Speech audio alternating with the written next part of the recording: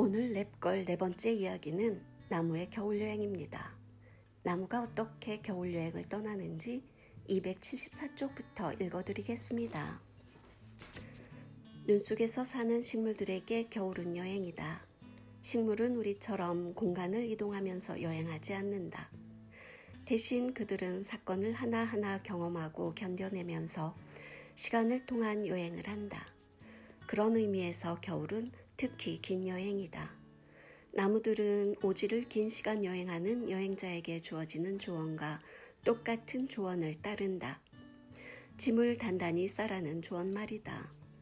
지구상에 사는 대부분의 살아있는 것에게 꼼짝 않고 한자리에 서서 아무것도 입지 않은 채 영하의 날씨 속에서 3개월을 견디라고 하는 것은 사형선고나 다름이 없다. 하지만 많은 종의 나무가 이런 일을 몇 억 년 이상 해내면서도 죽지 않고 살아있다. 긴 겨울 여행에 대비하기 위해 나무들은 경화 과정을 거친다.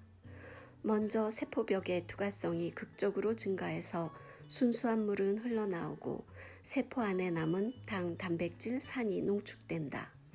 이 화학물질들은 효과적인 부동액 역할을 해서 온도가 0도보다 훨씬 더 떨어져도 세포 안에 든 액체는 시럽 같은 액체 상태가 유지된다. 핵이 될 만한 디딤돌이 전혀 없는 순수한 물은 영하 40도까지 초냉각을 해도 얼음이 없는 액체 상태로 존재할 수 있다. 이렇게 일부분은 화학물질로 가득 채우고 또 다른 부분은 완전히 순수한 상태로 유지하는 경화 과정을 거쳐 중무장하고 나무는 겨울 여행을 떠나 서리, 진눈깨비, 눈폭풍을 견뎌낸다. 이 나무들은 겨울 동안 자라지 않는다.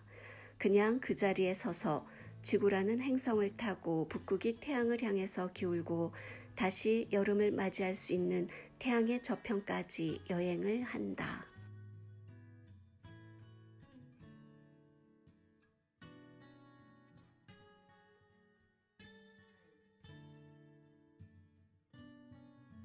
나무들이 정말 대단한 것 같습니다. 아는 것만큼 보인다더니 그 말이 맞네요.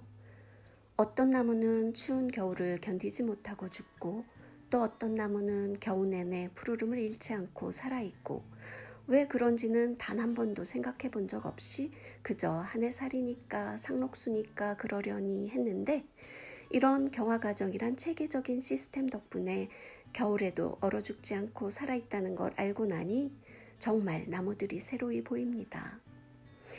우리 집 마당에 30년째 서 있는 소나무, 향나무들도 정말 존경스럽습니다. 근데 이 책의 저자 호프자런 정말 과학천재 아닌가요? 아니, 천재라기보단 식물의 생태를 통해 우주의 섭리, 인생의 통찰을 얘기해주는 현자 같은 느낌이 듭니다. 나무가 시간여행을 한다는 얘기는 정말 흥미로웠습니다. 한자리에서 죽을 때까지 서 있어 자기의 키만큼의 세상밖에 못 본다고 생각했었는데 장소 이동을 하지 않은 상태에서 사건을 하나하나 경험하고 견뎌내면서 흥미진진하게 시간을 통한 여행을 한다니 정말 신기할 따름입니다. 그렇게 철저한 경화 과정을 거쳐 완전 무장하고 겨울 여행을 떠나는 나무들이 어쩌면 코로나로 인해 발이 묶인 인간보다 훨씬 더 자유롭고 신나는 여행을 하는 것 같습니다. 코로나로 여행을 못한 지 2년째. 저도 이 책을 읽고 시간여행을 한번 해봤습니다. 정말 재밌더라고요.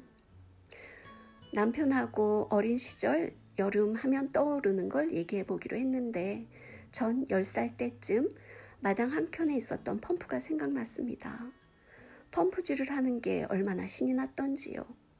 제가 펌프 손잡이에 몸을 싣고 하늘 높이 날아올랐다 주저앉았다 하며 물을 길어 올리면 오빠랑 남동생은 펌프 주둥이에 등을 대고 서로 먼저 그물에 등력을 하겠다고 싸우곤 했지요.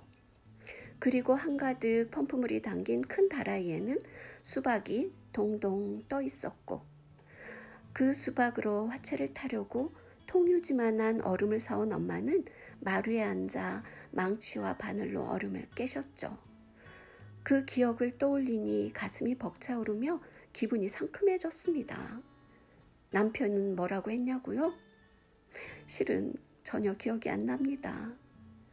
제 기억에 취해 그 생각들에 잠겨 있느라 아무 소리도 안 들렸나 봐요. 혼자서도 앞으로 자주 해봐야겠습니다. 시간 여행 말입니다.